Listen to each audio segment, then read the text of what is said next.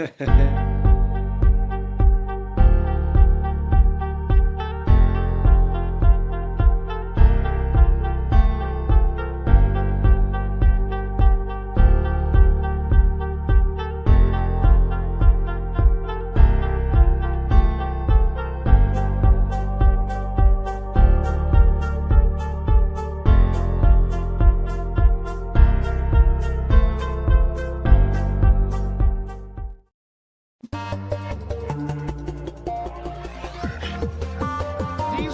finale. That's kind of sad because didn't football just get here? As quickly as it got here, it has ended, and Mizzle has been crying ever since. You're damn right. It's not fair. It seems like it just got here, as you said. Well, don't be alarmed. Hope does spring eternal as spring football is coming up to you next month in March. But in the meantime, as Batman has also joined us from the Hall of Justice, as we will recap what took place in New Orleans, Louisiana, and also look forward to the off-season free agency. Head coaches' spots have finally been filled and no more vacant spots. So welcome to the season finale of Talking Ish, number 13 with Dub, Chris, and Mizzle. I'm Dub, and that's Chris, and Batman, and that's Mizzle. Lucky number 13. Well, at least it's not Friday the 13th, so there's one aspect about that. This is true. Even though, okay, never mind. Who knows when the first Friday the 13th to 25th is coming? But nonetheless, hello, Mr. Gaither. How are you? Oh, what's up? How's it going? Damn. We are also coming to you on the Other Side of the Ball Network, in addition to the Talking Ish with Chris and Mizzle channel on YouTube. But before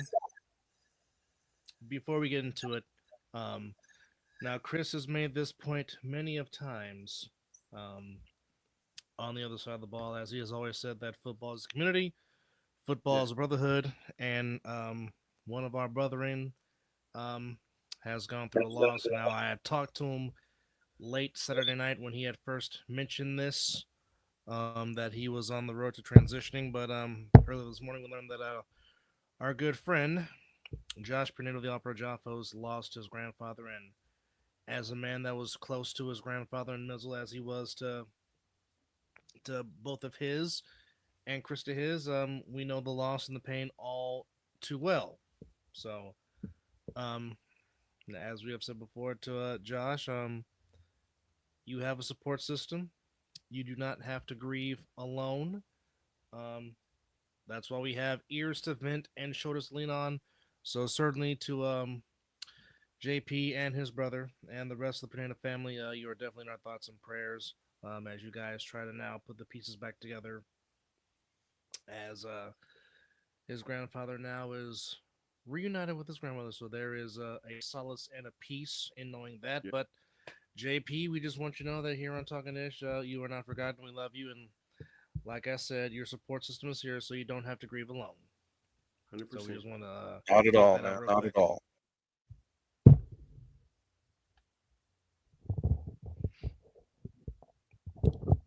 So how deep do we get into this, fellas? Well, basically there was no three-peat, as the Philadelphia Eagles just Go ahead, say it. Stomp a mud hole in that ass. Go ahead, you can say it. Yeah, they did stomp a mud hole and walk it dry. More specifically, the defense stopped a hole and walked it dry. As again, I'm pretty sure I heard. I think it was Carter after he sacked Mahomes, laid on top of him for a second and said, "It's just me again, dickhead." That's what I said. Now, if he would have said is just the tip, I would have been scared to go back in the huddle. Like, I don't want to be in the dog again. No, thank you. I don't want that. Don't need it. Mm-mm. Nope. But here's something that I want you guys both to think about, because we talk about plenty of teams on this when we're doing this podcast. And sometimes it's our teams, other times it's what people have brought up. But think about the weapons that were lackluster on the Kansas City Chiefs on that Sunday. Think about the weapons that they have lost that really cost them that game. Tyreek Hill for starters.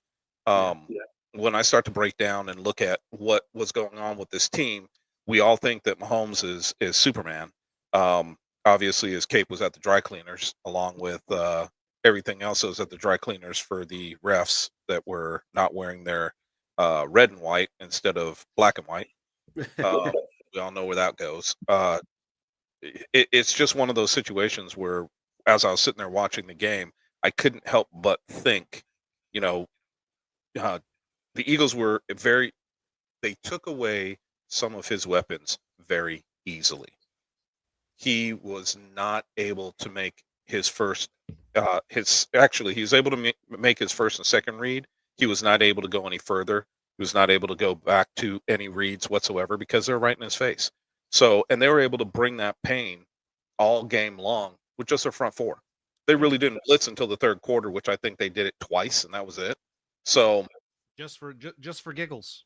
Yeah, just to put extra pressure on them. And I mean, how many times have we seen Mahomes look absolutely pedestrian in the pocket?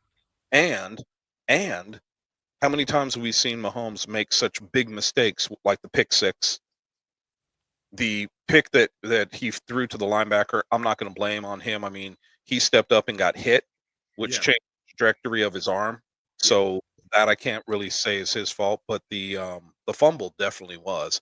I mean, he knew that the guys were around him, and he still decided to make that try to make that throw. So when I was breaking it down and looking at the real, I watched the game a couple of times, and when I was watching of how the Eagles really took control of that game defensively, all I could say is, Kansas City, be careful next year, because they just gave everybody the biggest blueprint on how to stop you. So, people can say what they want. The fact of the matter is, it's a copycat league. Sure is. And I can guarantee you, whatever looks that were thrown at Mahomes in that game from the defensive standpoint, he's going to see nothing but those all season long next year. Especially if the team got a good front four that can rush with the front four and just depend on linebackers in the corners and everything. So, yep, that's true. But again, what have we been saying for the last couple of seasons is that the Chiefs' O-line is very, very suspect. Yeah. And just nobody had exploited until Vic Fangio did.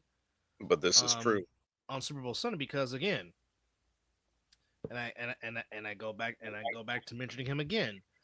Joe Thuney, who's an all-pro guard, has no business playing left tackle. None. Now, I understand you mix and match, you do what you got to do, but we all know Joe Thuney is not a tackle. He is a guard. Well, but my question mark for that, Dub, is how do you put him out there on an island with no help? I mean, you very seldom saw any tight end to stick in with him to try a 2-on-1 block. No. And they're up. But anyway, it was a very, in my eyes, from the standpoint of what I'm used to seeing from Kansas City and from their coaching staff, this was a very lackluster performance that I saw. And I kind of felt that when we were talking about the game, what was the one thing I kept telling you guys? I felt the Eagles were the better team. But if you could sit there and tell me the refs were going to stay out of it, which they, the majority of it, they stayed out of it. But if you could have told me that they were staying out of it, I would have told you that the Eagles were going to blow them out. But I just couldn't bring myself to do that, because I really thought that we were going to see another, let's face it, there's 6 refs on the field. So I was looking at another 17 versus 11 anytime the Eagles were on the field. Yeah. But realistically, after that one call that should have not been called on which one? The pass interference. Offensive pass interference on AJ Brown. That was pass interference. I'm sorry. I'm a wide receivers coach. That's pass interference. Well, if Who you're kind of saying that, let then I that go mean, to the Super Bowl though? Anytime you extend, and basically any referee will tell you this, that's in football. Anytime they see the wide receiver extend his arm, extend it right Yeah. backwards or forwards and get a separation, they're going to call offensive pass well, interference. I don't think AJ Brown extended his arm that much because I mean, if you look at it, it looked like him the defender were playing patty cake. To be honest, it looked like they were slapping hands. They were hand Uh, fighting at the beginning, but when the ball was up in the air, that's when AJ did get a little bit of a push off with that arm, and he did the thing about it is, if it was to the defensive player's chest, I don't think it would have been called, but it's Mhm. to his face mask, which made him slow down. So once he was able to do that, that got him the separation, allowed him to catch the ball. So I'm sorry, I would even when I was sitting there, and you know me, I'm no Eagles fan, but even when I was sitting there and the flag came out, I said, "Yeah, it's offensive pass interference," before they even called it. Yeah, it's well, insane. but the ref did get out of it. This it was weird just seeing how that wasn't Chiefs football, and that's hard to say that Andy Reid got out coached by Nick Sirianni, or as JP would say, it was Andio and Kellen Moore that out coached Andy Reid, which that's believable. But it just didn't seem like they were prepared. They they didn't adjust well, and they didn't start adjusting until the game was way out of hand. Yeah. Well, I mean, when you don't cross midfield till late in the third quarter, I that's guess we that's just give more that's credit to the the Eagles defense than anything else. Then well, like I said, Vic Fangio had a tremendous game plan. yeah, He was 0-8 lifetime against Andy Reid. So wow, he wanted to get this win real bad. Um, like I said, he was still bitter about the loss he took the last time he played a Super Bowl, or he coached the Super Bowl in the Superdome as the Niners DC when they lost to Baltimore. He went over that tape with his team, and the Eagles were just silent and just paying attention to detail on what Fangio was trying to tell them. And again, it didn't matter if the Eagles were double teaming; they had the Chiefs online double teaming or not had no answer for Josh Sweat, had no nope, answer for Jalen Carter, had no nope. answer for Braun, no answer for Williams. They just had none to speak of. And again, I still stand by it, even though yes, Jalen Hurts was deserving of the MVP. My MVP was Josh Sweat. He was my MVP of the game for me.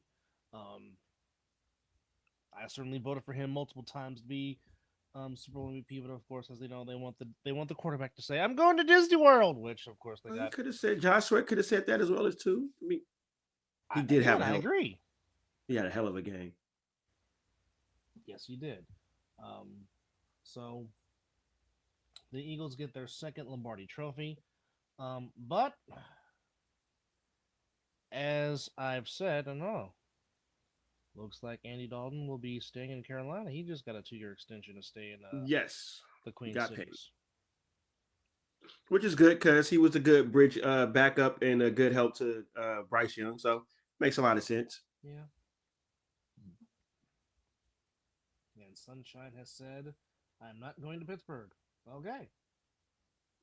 He can say all he wants, but if they decide they want to take whatever Pittsburgh is offering, his ass is Yeah, he gone. can.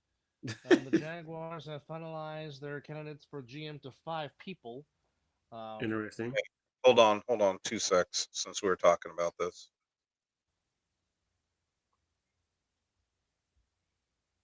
Okay, I see that. I saw the hand. We might get Bring flack for back. this. Too. Watch the referee. Oh, look like he snatched his face mask too. I see what Exactly. And the thing about it is, watch the referee when he comes down. He's already called it before the ball even got to AJ Brown. It was already called because he saw him push off. well, okay. when you have an all-star crew, I mean, normally that they can catch things like this. Yeah. Also announced as we get to the 5 finalists. So, in terms of right now, the Tim's interim manager is Ethan Wong.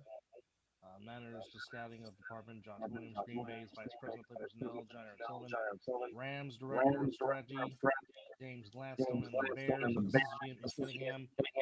are the five candidates looking to perhaps take over the job that Trent Baalke was relieved from, as the Jaguars went 25-43 under Trent Baalke, which of course Liam Cohen, the former Bucks OC, is now the head coach in Jacksonville.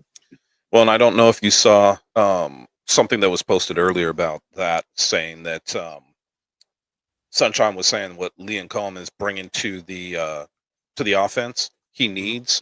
I didn't get too deep into the weeds on that as to what he was saying was the situation and why he felt that way. But I mean, comfortability is a big piece, right, for any quarterback. You have to be very comfortable in the pocket. You got to be very trustworthy of your offensive line to kind of sit there and to make plays. So, Well, again, excuse me. look what he got out of Baker Mayfield the last 2 seasons. Baker Mayfield Exactly. by far has had the best 2 seasons of his NFL career. I mean, the last Well, 2 seasons he has made a case to be discussed as an MVP candidate. So I mean, if he got that out of Baker Mayfield, I mean, Trevor Lawrence, who has better arm strength than Baker Mayfield by far. I mean, if he got that out of Baker, I mean, who knows what he could get out of Sunshine? Because, like I said, would agree. the offensive cabinet is not bared in Jacksonville. There are some players there that can really make some plays, and we'll see if Liam Cohen can put it together. Yes, it's true. Well, and the thing about it is, I think he will be able to put it together. I think the biggest thing that we need to see out of Jacksonville is, they need a couple more playmakers. And right now, seeing that Travis Etienne is on the trade block doesn't sit well with me. I know that they've got what is it, not Beasley. What's the other running back? Tank Bigsby. Bigsby. Thank you. Yep. I think that is great, but I think in this day and age right now, you need a little bit of a change of pace back. And I think that, ETN has the speed, Bigsby has the power, and I think they work well together. So to me, to get rid of him, to get rid of one, unless you're going to tell me that you're going to draft another one, it makes it very hard for me to say, okay, yeah, no problem. Yeah. Yeah. Who's their tight end in Jacksonville? What do we know what their tight end situation is? Evan Ingram. Yep. I think they need another tight end personally. Ingram is, to me, is a pass catching tight end, not really a blocking tight end. Yeah. I know that he's done some work doing it, but I don't think he is everything that he needs to be for them. And that's also the situation where, if you're the pass catching tight end and can play, because he plays a lot in the slot. It's one of those situations where you're like, okay, if you're playing off the line of scrimmage, you're not really helping in the run game. No. And I think they need a tight end that's going to be able to do that. Well, there's some decent tight ends coming out in this draft, I believe. So they should, or they're some free. I believe also some free agents too. So it should be interesting to see what they do. I think Liam Cohen is going to try to bring, of course, some Buccaneers players over to that side. So have them come to Northern Florida. Yeah. Also, it looks like Jair Alexander and the Packers are heading for a divorce, so that makes Jair Alexander That's nasty. a free agent, and he is going to help somebody's secondary big time. Tremendously. Of course. Well, there's going to be some interesting situations though, because I mean, we're talking that Alexander is going to be, they're going to be heading for divorce, but they could always franchise tag him. Franchise tag him, yeah. Yeah. And if they feel like they can get a deal done, that's usually when you franchise tag a player like him. T. Higgins is about to get franchised. Yeah, he's about to get the tag again for the second straight year. But of course, there's an understand. Well, all three parties are to understand that they want to try to keep this together. So I mean, there has been no bickering between Higgins and the front office in Cincinnati. So we'll see what Just his mom there. Well, let's see. Bengals have $46 million in cap space going into this. I don't think that's going to get them. I don't know why they can't, franchise tagging a wide receiver like T. Higgins is pricey. Sign him. And That they gives you still because they more still got money. to sign Jamar Chase. Well, okay, and that He's I got- understand. He's got 1 year left, and then of course their best pass rusher Hendrickson. He He wants last money. year. Yep. So they Well, got the to thing divvy up about that it money is somehow. you're gonna have to, there's gonna be the game that everybody plays in this, in the NFL, and I'll give you, the biggest piece that I can tell you is that the Eagles did it and they won the Super Bowl, right? Yep. They had $63 million in dead cap space, or dead cap that was eating up space. Is the best way to put that. And they still went out and they still signed Barkley and other franchise or other free agents and won Oh, the you can Super Bowl. stipulate this salary cap. Hey, that's just how much dead money you want to take on. Well, it's not even a matter of dead money because all these, I know Josh and I talked about this, and brother, hey, I'm really sorry about your grandfather first and foremost, but we talked about this, and I said, there's other ways that you can kind of augment your team, and some of it is by playing the cap game. And when you sign these players to these big contracts, you can push some of that money down the road and Yeah. open yourself up. Like I've said constantly, and have actually got a site for it now. Showing Cowboys fans that the Cowboys can make $100 million in cap space if they want to, and go sign. Because here's the thing: you have a player like, and I'll use the Cowboys real quick. Micah Parsons, $24 million against the cap this year. If they re-sign him, they could cut that cap hit down, right, and create more money. Especially with the longer the years, does that also help out too? The longer the years of the contract, or is it just more the? I believe it's the longer the years, correct? Yeah, longer the years, but you can also add void years. Yeah, And what that does allow you to do is push your some of that salary into those voided years. So here's the thing: a lot of teams and a lot of GMs will do this because they know that it frees up cap space for them. The one team that's going to have to do that just to be able to draft this year is the Saints. The Saints have 40 or $50 million in dead cap money, and they're over the cap by 50 million. Mm-hmm.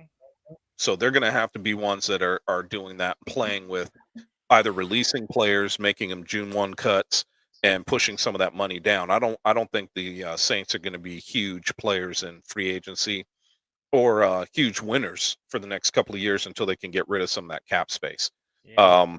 or free up some of that cap space. But all this does is it allows you to play with the cap space and have you sign your own free agents and allow you bigger money to go get more free agents. Mhm.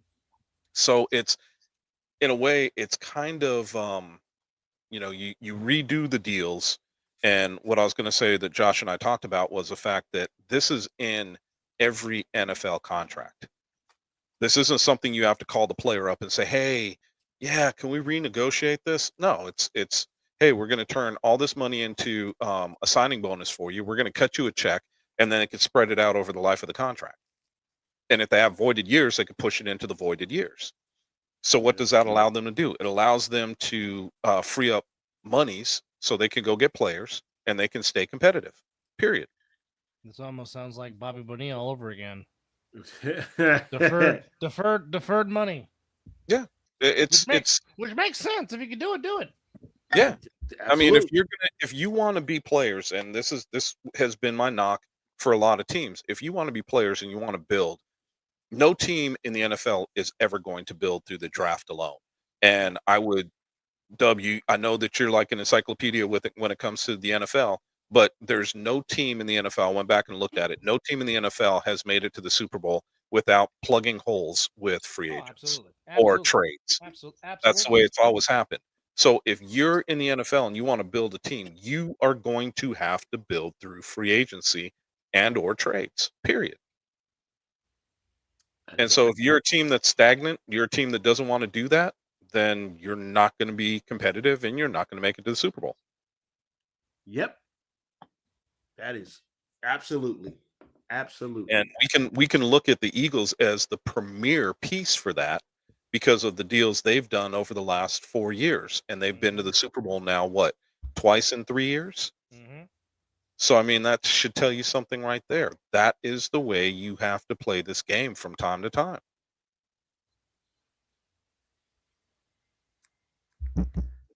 Yeah. Scared money don't make money, right? Absolutely. Well, and that's what amazes me because you have some owners out there that years ago they were very aggressive in free agency, a la Jerry Jones. Now That he's is so gun true. shy that he pops out of his shell, sees his own shadow, and he goes running back inside.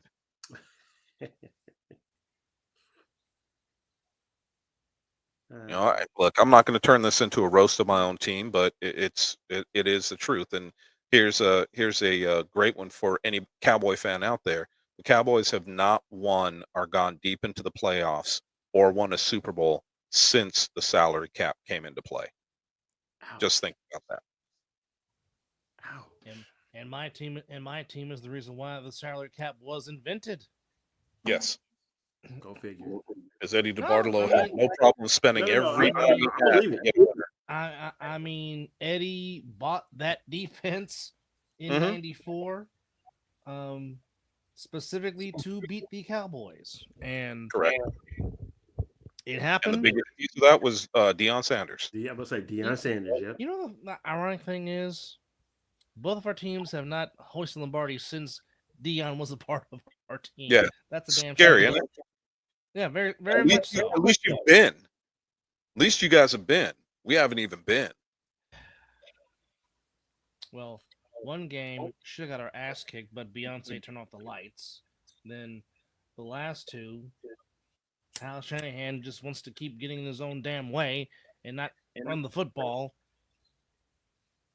and let Kermit the Frog and Taylor Swift have their moments. So yeah, I mean, yes, it's true. We have gotten there 3 times Hold on, since I want to see. '94, but they don't remember who lose; they remember who wins. And unfortunately, my team was on a 3-game Super Bowl losing streak after winning their first 5, which does not sit well with me at all. Well, the Raven Super Bowl should not sit well at you at all.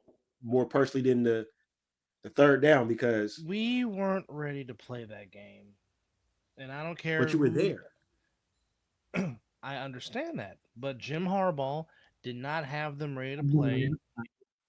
And if the lights did not turn out in the Superdome, they would have gotten blown out, which should have happened to begin with. Because again, like I said, they could not get off on third down. Anquan Bolden was killing us on third down. He sure was. Hey, by the way, you guys seen this? Oh God! Yeah, Oh no! I have. Or the guy that was sitting up on the light pole with the Kermit the Frog thing too. Yep. I just thought that was hilarious when I saw it. I'm like, wow, we sit there and talk about it and joke about the fact that he sounds like Kermit, and here's guys actually hanging Kermit puppets That's wrong. dressed like friggin' Mahomes. It's so wrong. It is. Assholes. It's funny as hell, but it Give is them so wrong. water. Yeah. But I mean, I don't know how much we want to rehash what happened in that game. I mean, it was so one-sided, and of course, late Kansas City made it not look as bad as it was. No, the score That's did not because they put in the no name stringers. the towards the score did end. not dictate what happened. The game was over by halftime. You wouldn't Yeah. be technical. It truly was. I mean, at halftime, we all decided that, well, I, for one, decided I'm going to have a few more drinks, eat some food, and relax because I'm like, this game's over. We had more than a few Kansas City Chief fans where we were, and some of them were really good friends, and it was tough for me not to laugh. So if they see this now, sorry, I'm laughing. I can't help it. It is what it is. Oh, it was totally funny to me. I enjoyed it. Oh, yeah, I Pick enjoyed it thoroughly. six. The pick six, seeing Travis Kelsey not himself. I mean, I don't know what was going on in his head. He was not You know, there. the thing about it is he played so out of character Yeah. that it showed me that the Eagles they really did their homework, and Vic Fangio really did a good job taking him away, Yep. knowing that he was pretty much the only threat that they really had. And I think that was part of the reason why the Eagles had such a good day, was because they were able to kind of bracket Kelsey and play everybody else man on man. Because I saw a lot of one-on-one coverage, but I also saw a lot of over the top. So they were bracketing them, and I'm talking about Kelsey with a linebacker and a safety, and sometimes a corner, and then they always had a corner over the top. So it wasn't like Kansas City could just say, "Well, we're going downtown every time." It just wasn't there. Nope. Well, Xavier Worthy had himself a nice game. 8 catches for a buck 57 and 2 TDs. He was the only bright spot for the Chiefs offensively. Um, but And I think he'll be their big play guy going into next season. Agreed. he definitely will stretch the field, which is why they Yeah. drafted him. But again, I mean, the Chiefs are getting some key players back because I mean they didn't have Hollywood Brown, they didn't have another wide receiver. And then In all honesty, I don't know that the players that they were missing were going to help them win that game. Not the way that game was going You're down. not wrong. I don't disagree with that at all. But do we see the Chiefs finally take a step back in 25? Because I mean, like I said, no team in the Super Bowl era had gone to 5 Super Bowls in a 6-year span like the Chiefs did. And again, when you make deep runs in the playoffs, does not matter what sport it is, it finally creeps up and gets to you. Agreed. And will that Well- finally happen and get to the Chiefs in 2025? Well, what Maybe- have we seen that always happened to the losing team in the Super Bowl? That hangover. The Happened following to season, Happened to The my hangover. team in 2024. the following season, you just don't you don't see the same fire. And it's weird because the other side of it is what we usually see with a lot of these losing NFL teams in the Super Bowl. Also, and Dub, it happened to your team, injuries. Mm-hmm. For whatever reason, the injury bug just seems to bite them really hard when they come back, and it's very weird to see, because if you go back and you look at the losers of the Super Bowls, you'll see that there's a lot of injuries that creep up into that team, which is just odd to me. But I mean, look, I for one don't want to dwell on the Super Bowl. It was, like we've already said, lackluster game. It wasn't the greatest. It wasn't everything it was cracked up to be. What I would like to move forward with is talk about, what we see as far as team needs coming up. Because I know we'll be, and everybody who's listening, we'll do a draft special and talk about the draft, and maybe even do a mock draft in the first round, see what teams or what players go where. I'll tell you what, I saw the funniest post that I've seen. I asked the guy, "Are you playing Madden again?" He said, "Cowboys need to go get Myles Garrett and draft Genty and pick up Cooper Cup." And I'm like, "Okay, explain. Forget Cup. Forget Cup. I don't forget Cup. He's too old. But anyway, explain to me how you go get Garrett and still draft Genty when Genty's going to be a first round pick, and you got to give up 2 first to get Garrett." I'm like, yeah, that ain't going to happen. I don't think they had enough force sense. Well, the thing about it is, I was reading a piece on from GM Andrew Berry from the Cleveland Browns, and he was basically saying, "Look, I'm waiting for things to calm down. We are not trading Garrett." He says people can offer 2 first-round picks, and in all honesty, that's just the start of what I want for Garrett if we are going to let him go. So that's the case. I don't know what to tell you. I don't think anybody's getting him this coming off season. They setting the price too high. Price tag too high then. Oh yeah. Well, like Mizzle said, he really thinks that Miles is gonna sit out the season. I think he would. Well, so there's 2 trains of thought when you sit out the season. He is not on the last year of his contract. So that's right too. You can't sit out. If you want to sit out, that's fine. But most of the time when a player sits out for a season, that's because he's on a either a. I'm sorry. They want more money. They want a Well, contract. no. When you sit out, usually you're franchised, and when you're Yes. franchised, your money's guaranteed. So he could sit out the first 5 games, come back and get paid if he's franchised. If you're not, you're under contract. They could take all that money away from you, This is true. and you could get nothing and like it. So he's got to be Nothing careful of like what it. he Yeah, wants that to is do, true. how he wants to try to force their hand. Well, he clearly is out there saying he don't want to be there no more, especially on Radio Row. He said he's ready to head up. Not in those words, but you can kind of, if he can say that, that's what he'll probably come out and say. But I mean, I get where he's coming from. You sign Deshaun Watson, who tears his Achilles and then re-tears it while rehabbing. I mean, where's this team going? You want to talk about a team that needs something? They need a friggin' quarterback. They're going in the shores of Lake Erie. That's where they're going. Yeah, I mean they Where it's have cold. they right have a now. decent defense as long as Garrett's still there. But you take away Garrett, they don't have a ton on defense. And the worst part about it is, what are they doing on offense? Yeah, They don't know that either. No, and they got when a I lot was of work to do. they are. Hold on, they're another team. Hold on 2 secs, because I was just looking at this. They are $31 million over the salary cap and 51 in dead money. Ooh. So it's going to be tough. It's going to be a tough road for them to hoe as well. They're gonna have to make maneuvers. Yeah, they're going to have to make some changes. And the thing about it is, trading Garrett actually hurts them, doesn't help them when it comes to salary cap.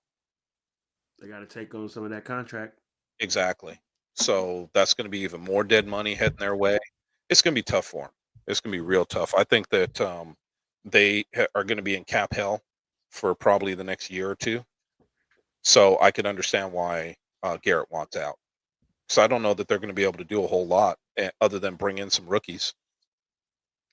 That's why they're gonna have to Well, hit on I their mean, they draft said picks. that the Commanders was perhaps one of the favorites, if the favorite to get him. We'll see if that comes to fruition. But speaking of the Commanders, Jesse Madden, grandson of the Hall of Famer John Madden, is being hired to be the offensive quality control coach in the nation's capital. So Okay. good for the 21-year-old young man, as he was also a part of the. He was actually on the. Yeah, he was on the Michigan national championship team as a defensive back after originally going there as a quarterback. So No kidding. Nice. the Well, it's good to have grandson of another Madden in the NFL. the grandson Exactly. of the legendary John Madden, Jesse, going to be the offensive quality control coach for the Landover Commanders. So That's good. it's good Good. for him. Well, and it's interesting to. Oh, he's definitely got the Madden gene for sure. Oh yeah. Yeah. Well, it's interesting to see the fact that they're talking about the Commanders being the favorites to land Myles Garrett. They have the money, Mm-hmm. but if you're giving up 2 first-round picks, Cleveland's probably going to also ask for players back. Is going to be my guess. You're not going to be able to just offer up 2 first rounds. So who are they going to give up to get them? That's the question. So it's going to be very, very interesting to see this offseason. And personally, my thought is if if Garrett is going to be got for something, I think it'll be during the first day of the draft. Yeah. I don't think they're going to agree to anything before that. Yeah. I think somebody's going to come back and say, hey, you know what? And the Cleveland Browns are going to see a player that they really want that's falling in the range of whatever team that is. And they're going to say, hey, we'll give you our first round pick for that. But see, here's the situation that I find it very difficult to hear that the Commanders are the favorites. Where are they picking this year? At least in the 20s, because they made it to the playoffs. Late 20s. 30s. They're going to be 30. Oh, that's right. They should be 30 or 30, 29 or 30. Yep. And then you see a team that looks like they're heading back to the playoffs next year. So as a Cleveland Brown, you're going to say, hey, yeah, give me those 2 low first round picks this year and next year. I don't see that happening. Cleveland's got to be smart about this. If they want to make this thing happen and they want to do it with Commanders are picking 29th, by the way. there we go. And if you want to have something, that you're going to be able to hang your hat on and get a couple of high first round picks, because that's what they want. Those 2 low first round picks are just not going to cut it, I don't think, for Cleveland to give up Garrett. It's going to take a lot. It's going to take a. Well, that's why I said players. It's going players to are take a going package to get him. Yeah, and players are going to have to be included, and they're going to have to be some damn good players. Yeah. Because I mean, we all know this, and they've said it. They said it about this draft, especially, is that a lot of the late first round picks might as well be considered second rounders. Mm. So if you start thinking about that, and that's why when I heard, somebody say, "Oh well, the Cowboys should trade Micah Parsons to the Eagles," and I'm like, "Yeah, that's stupid. You face them twice a year. That'll be a revenge every time you face them." So that's number one. Number two, they're picking at 32 this year. So you want 2 first round picks. Well, guess who's favored to go back to the Super Bowl next year? So you want 2 30-second picks for Micah Parsons? Come on. That is, to me, that's ridiculous. And then they said, oh, well, Chicago Bears. And I'm like, again, how stupid is that? They're picking 2 picks in front of you. That's it.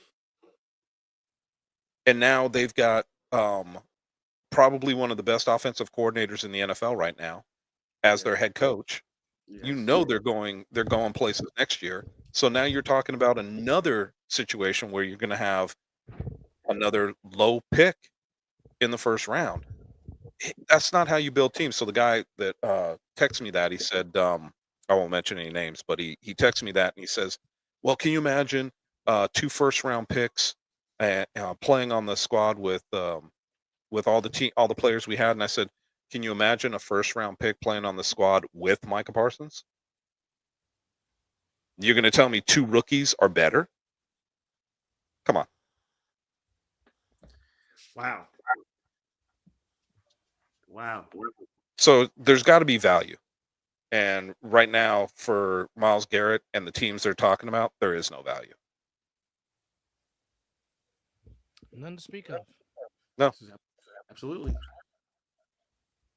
I can't believe a person said that. Trade Micah Parsons to the Eagles. Yeah. Help out your division rival, why don't you? Yeah. I was a little dumbfounded with that, and I'm like, come on, man. Another guy playing Madden. Well, heck, some of these trades, the Madden game wouldn't even approve. Exactly. No. I was about to say that. That ain't going to even happen in the game. I could tell you right now, 2 first round picks, which the reason why I could tell you this is because I actually tried it. I was curious if it would work. So I went on Madden. I tried to trade 2 first round picks for Parsons. If it was a face and a hand, it probably would have been this from the Eagles. I mean, from the Cowboys. It's like, oh, hell no. Hell no. Yeah, it's what I'm saying. You're going to have to give up quality for quality.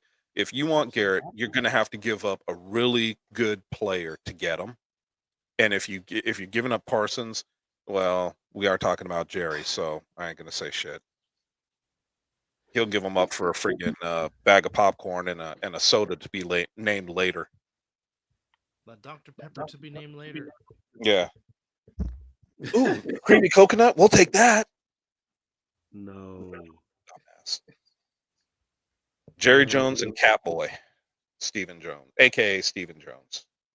Well, Chris, if we weren't on strike with the Cowboys, Mhm. what would you say? What would you say would be their biggest need that they should address in the offseason if they had competence in their front office? First thing, create the cap space you need. That's the first thing. Already done in my eyes.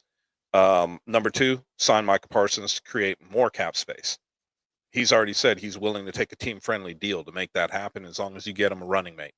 So there you go. Those are my two pieces, are the pieces that I'd do first. I want to create that cap space. I want to sign Micah to a long-term deal, and I want to have more money. After that, I want to sign. Trench play is huge. I've got to get me another defensive tackle, and I'm going to sign Osa Odigizua, which is our defensive tackle 3 technique. I want to get a nose. You said that name a lot better than me and Mizzle could, because I was like, I'm not even going to try to pronounce this. Hey, you know what? It's what happens when you're a fan. Good job on that. Thank you. But I would definitely try to pick up a few more defensive tackles because I think that's their weakest point. I want to draft at least 2, and I want to sign at least 1. I know that there is not a whole lot in the free agency. That's why they're saying Odigizua could go for a lot more money because he's one of the better pass rushing defensive tackles. But I think the Cowboys are really looking for some guys that can make get penetration on run plays, but also free up their linebackers because we are, let's face it, we do have Matt Eberflus coming in as their defensive coordinator, and he likes to put pressure with his front 4. He doesn't like to blitz. So we've got to keep that in mind. And what I'm saying about their defensive tackles is the bigger guys keep the offensive linemen contained and allows the linebackers to run freely in the gaps to stop the run. So I'd like to see that. We also need at least 2 more linebackers. So that's going to be a very big piece. I don't know if they'll fill them in free agency and or the draft. I would hope both. Well, there's a lot of edge rushers and linebackers in this draft. It is deep in those 2 spots for sure. Well, and that's what they need. And I would definitely, I want to pretty much load up on defensive line guys. I need trench help more than anything. Then the secondary is a kind of a concern because of injury. So I'd want to pull at least 1 veteran cornerback. And I would want to, and if Alexander is available, I would definitely go after him in free agency. Yeah, he's gonna command something for sure with him being Exactly. available. But I would definitely have to have that conversation with him and figure out where he stands. And then on the offensive side of the ball, look, man, I don't give a shit who you are. We just watched the Super Bowl where we had arguably the best quarterback in the NFL look pedestrian as hell because he had no weapons. So outside of CD Lamb and Ferguson, we have no other weapons on offense. I don't care what anybody says. So get me a wide receiver. I would even go and get Trayvon's brother. Yeah, he is a free agent. And exactly. Even though he's coming off the ACL, I would definitely go get him. T. Higgins is obviously franchised, so we're not going to be able to do anything unless you want to give up 2 first rounds for him, which wouldn't make sense. And then I'm going to draft. I want to draft Genty early if we can get him. If not, depending on how the board falls, if Genty's gone and one of those top receivers is there, I'm taking the damn receiver. Period. I'll say this: if you guys, if somehow Tat McMillan from Arizona just falls into your lap, I saw that in a mock draft he did fall to us. I think that's the best. By far, in my opinion, he's the best wide receiver in the draft. Like I said, I mean, I watched him and Jacob Cowing tag team the season before, which is why I'm so high on Jacob Cowing, and I wish my team would utilize him more in the offense this upcoming season. But I've been saying all season, whoever drafts McMillan from Arizona, oh, he's a baller, man. At 6'5", he's going to do some things. Whomever gets his services for sure. I want to see, what he runs in the 40. Not necessarily a huge, let's say he runs a 4.5. That's not something that I'm going to sit there and say, okay, yeah, that disqualifies him. I don't want him because that's not true. Yeah. What I want to see are 3 things. I want to see his breakaway speed, see if he's got it. Not 100% necessary, but if he could take the top off the defense, that's going to help me. Number 2, Easiest one. I want to see his hands. We all know he's got great hands, but I want to see him run that gauntlet. I want to see what he looks like while he's doing it, and how. One of the things that I look for that I don't know if everybody does, what's his ease of catching? Because some guys look they have great hands, but they look real rigid when they're catching the football. I want to see if he's just effortless with his catches. Um, If it's a fluid motion. yeah, yep. I want to make sure that he's not the ball isn't hitting his hands with a thud, because that's telling me that he's not relaxed and would make me worry.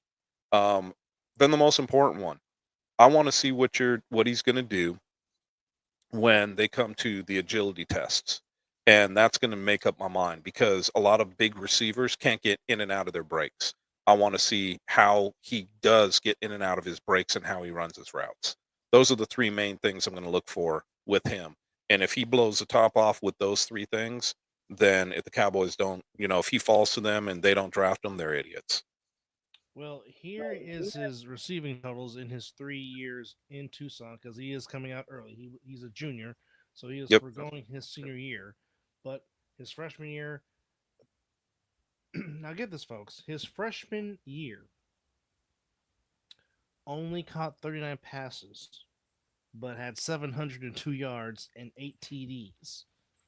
Now, Yeah, he's had 26 TDs, if I'm not mistaken, over his career, which is only 3 years. 8 TDs, averaged 18 yards a catch in his freshman year. His sophomore year, which was his better statistical season, 90 catches, 1,402 yards, 10 touchdown receptions. His last season, 84 receptions, 1,319 yards, and 8 TDs. But you get the gist. The man just makes plays. He'll get the job done if need be. Yeah. His highest, he had 304 yards receiving against New Mexico and 14. That's cheating. That's a cheat code. Yeah. He was unguardable. Then in a loss against West Virginia, he had 10 catches for 202 yards. Well, the biggest thing that I like about the kid is that if you look at his career, the one thing you don't see a whole lot of are games missed. No. And like they say in the NFL, your best attribute is your availability. Yep. So when you have a kid like this, the only knock against him that I could have right now is at 6'5", he's only 210 pounds. That worries me a little bit, because most of the guys that he's going against are going to be shorter cornerbacks that friggin' weigh the same as he does. So I would like to see him put on a little bit of weight, because that thin frame when you're coming out of college is always you're going to fill out as you get older, obviously. And with him only being a junior coming out, he'll be able to put on some of the weight. But at the same time, I would like to see him put on a little bit of weight, because he's also going to have a hard time, I think, with bump and run with some of these bigger corners that play in the NFL. Yeah. Well, unless he's strong. I mean, he is a Oos. He is from Hawaii. Waimano is where he's from. That's the island he's from. So definitely he will have a big showing in the draft upcoming. Of course, the draft will take place. Let's get the actual dates of the draft. End of April. Green Bay this year? Say that again? Is it in Green Bay? It is in Green Bay, yes. It will be at Titletown Lambeau Field on the 24th through the 26th. And then in 2026, it will be in Pittsburgh. So, two old staples of the NFL, Green Bay and Pittsburgh, the next 2 seasons will host the NFL draft. And then in 2027, if I'm not mistaken,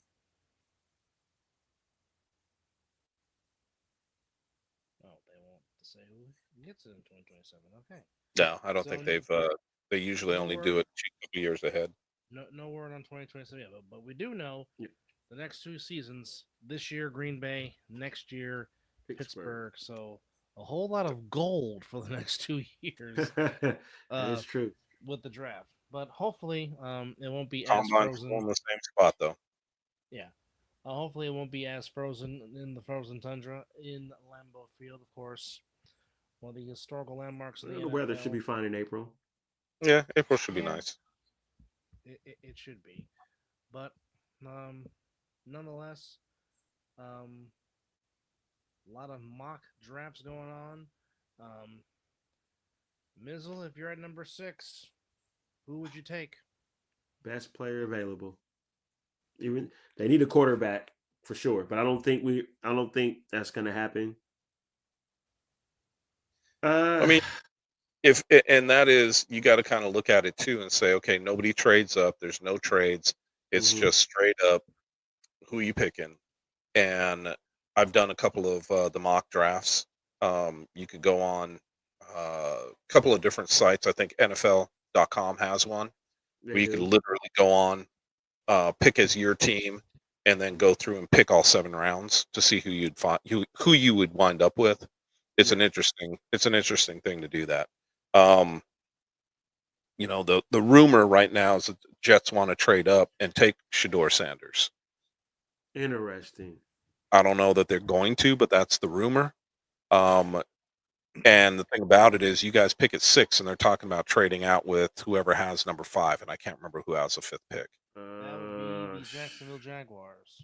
Yeah, and they don't need Jacksonville they doesn't don't need need a to trade up. quarterback. Exactly. Hell, they can take that kid out of Michigan. Is it Well, some Graham? of them have them. Some of them have them projecting taking Mason Graham, the D tackle Yeah, from Michigan. Oh yeah, Mason Graham. yeah, he's Yeah. pretty good. Yeah, Uh, hell, I'll even take Genty if he's there. There is no number. We don't have a number one running back. So if there's no quarterback there, hey, get a running back. get the bell cow. In all honesty, I think your biggest need is wide receiver. Oh, it is. But I think they're gonna So, do something crazy but in if free you've got agency. the kid out of Arizona sitting right there with That's his it. talents, Best and player available. you got Genty and the wide receiver, who you taking? The wide receiver. So But then we don't have the quarterback though. That's yeah, and that it's might be true. That might be true, but I mean, you also have, I've heard, and you might not like this, but I've heard the little rumblings about Sam Darnold, and good also lord that money that he's gonna be requesting. Good lord. and also Kirk Cousins. I'll take Sam Darnold before I take Kirk Cousins. Just letting you know what I've heard. Damn that he said he had an injury with his arm. Nope, nope. Don't want Kirk O'Chains out there in Vegas. I'll take Sam Darnold. I would take Darnold too. I think that he gives you the best chance and the best opportunity going into next season, and Yeah, he's also much younger than yeah, Kirk Cousins. So I think that I would probably have to go with him as well. If I'm basically, what I would do is I would sign him anyway, no matter what, before the draft. So that way, if Shador's not there, yeah. you're golden because you have your starter. And Hmm. even if he is there, you still have your starter, because we all know Shador isn't going to be ready to play right away. I don't think so. He needs to sit behind a veteran and learn the game. Yeah, So I think that it would be a great plan for him to do that, and I think that Sam Darnold would get you guys through that, those bridge first gap. 2 years. But Yeah, also bridge the gap Jets. part. It's also being reported that the Jets have an interest in Justin Fields. Yeah, I Um, saw that too. I think that's a mistake. You don't think he's ready to take on the team? Well, I think going to East Rutherford and that New York media would be horrible for him. And I'm just thinking about what it did to Geno Smith Yeah. Oh yeah. when he was there, and I don't think that that's a good move for him. Not in Yeah. a place like that. Yeah. I really think that this kid is still needs he's still gotta too have run happy. gotta have Hmm. thick skin to play in the New York market. Period. Yeah. Gotta have thick Yeah. skin. But you also need to be a little bit more talented with your arm talent, and not a knock against Fields. But when I see a kid that when his first and second reads are definitely not there, he just runs. There is nothing else. And I think that's going to be his downfall in this game. I think you need to learn to read defenses a little bit better and be able to make plays with your arms, not always your legs. And that's been my knock against Lamar Jackson. Hell of a friggin' runner. Has a cannon for an arm. There's no doubt about it. But my knock against him is and always will be why does he have such a hard time with the Steelers? Because they stay gap integrity, and he doesn't have places to escape that easy. And he's one of those quarterbacks like Fields, where it's like, okay, this is what we're going to do: beat us by throwing the ball. And he has a hard time doing that. Agreed. Yeah. So, Yeah. you know, I'm just looking forward to. I won't lie to you guys. I'm looking forward to the draft. I'm looking forward to doing some Same. draft prep and seeing what team needs are, and just seeing if some of the people that, because a lot of these GMs are dumb, and they do they get into their war rooms and they do interviews, and it allows the media and other people to take snapshots of their board Board. to Yep. see who they have ranked where. I mean, at one point in time, I remember, tells you how smart Jerry Jones is. He did that to the point where they were able to capture every pick on their board and where they ranked every player. So, it's guys, be smart. Take your friggin' outside your war rooms. Do your media outside the war room. And if it's not, So, make sure that you're telling these people, hey, you're gonna video me up against the window, not by yeah, the board where you could see it. exactly. Change the trajectory, I should say. Yeah, Where's it's dumb. Or better yet, you can't come in. Get out. Yep. even better. Even better. So Be like Andre the Giant. Get out. so my question is, when do we want to do a kind of a prep towards the to that draft, and then when do we want to do our draft show? Well, I mean, the draft show will be the night of the draft. It'll probably be a collaboration like we did last year. I say we want to do our own mock draft. I say we do it the week before the draft. Let's do it. So, I mean, if you look at it, the draft of the NFL in Green Bay, Wisconsin takes place on. Should be right around the 20th of April. I just had the doggone thing. Come on now, don't do that to me. I'm not even look. I'm not, Did you say the 24th, 25th, and the 26th? You are correct. Yes. Yep. 24th, 25th. Yep, because that's Thursday. So Thursday night, the 24th. So Wednesday, though, we have our other podcast. So maybe we should do it again on Tuesday if we can. I'm off that weekend. Okay. What about the 22nd? 22nd? No, I'm off Thursday. That weekday. I'm off the Okay, first day of the draft. So we just got to figure out if we want to, when we want to do it, Miz. So let me know, and let us know, I should say, if you've got like any time from the 18th through the 22nd that you can do. We can do our mock draft show. Okay. Yeah, we can try to maybe do it the 19th or the 20th. That'll work. Yep, that works for me. And we'll do number 1 through 32. We're not going to put a clock up or nothing, just who we feel each team is going to take, and a little background as to why. I'm sure that all of our picks will be different. Yeah. Some will be the same. We won't have any trade ups or anything. We'll just go straight 1 through 32 and who we think each team's going to pick. Keep it simple. Sounds good. All right, fellas. Well, I'm going to take my old butt off this and go grab something to eat and get ready for. I don't want to say bed because that makes me sound so damn old. You can call But it I'll be up at recuper- 4 o'clock tomorrow morning you can- going to the you can call gym. it- So, yeah, you can got call something it to do, so. recuperation. What's You that? can call it- you can call it recuperation. Yeah. Yeah, as in you're yeah, okay, I got something to do. Yeah, you got something to do, man. You got Yeah, I'll to go yeah, into yeah, sleep. Yeah, it makes sense. Makes a lot of sense. But nonetheless, folks, thank you for coming out with us on this season finale as we give our flowers to the Eagles as they hoist their second Lombardi trophy. And now the off season begins, but football does not stop because, again, coming to you on March the 16th, again, it is the 11th season of the A7FL. Well, 1-3P didn't happen in one football league, but will the Insomniacs make history in the A7FL and be the first to three-peat? Find out March 16th as they will defend their title against Sickwit as the old rivalry renews itself once again. Let's go. Right out the box. Right out of the box as it was back in 2023.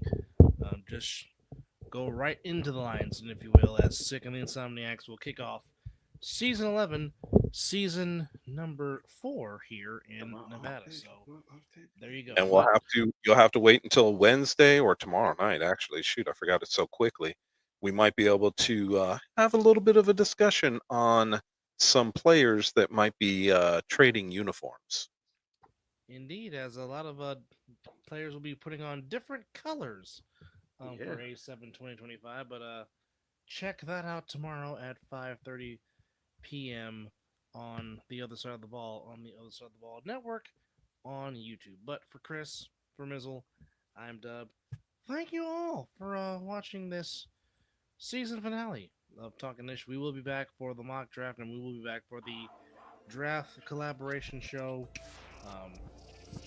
Being joined by the Jaffos and any other football fan that want to come and talk about who their team should draft and whatnot. So, Or if you're pissed off of who your team did draft. that could happen. Very much so. Stranger things have happened before. So, Last year, I had a puzzled look on my face when they took Brock Bowers. I didn't even know what to say. I bet you're clapping about that now. oh yeah, I mean, once it settled in, I know who Brock Bowers was. I was like, they actually did something right. That was more of the Gotcha. the pause look. The Like, I know who he they is. actually picked a good player. Exactly. That's something that we're not accustomed to in the first round. Yeah, I won't tell you the other rumor that I heard that also includes your star defensive end. But anyway. Oh, there's a lot of trade rumors with him. He's off to the Niners. He's off to Green Bay. All other stuff like that. So it's whatever. We'll see. See what happens. In the meantime, keep it here, as we're just three guys talking some ish. Definitely. Appreciate y'all for hanging out with us tonight, and we will see you for our mock draft special. Indeed. Good night. Awesome. Thank you. And good night, America. And good night, Canada. Oh, yeah.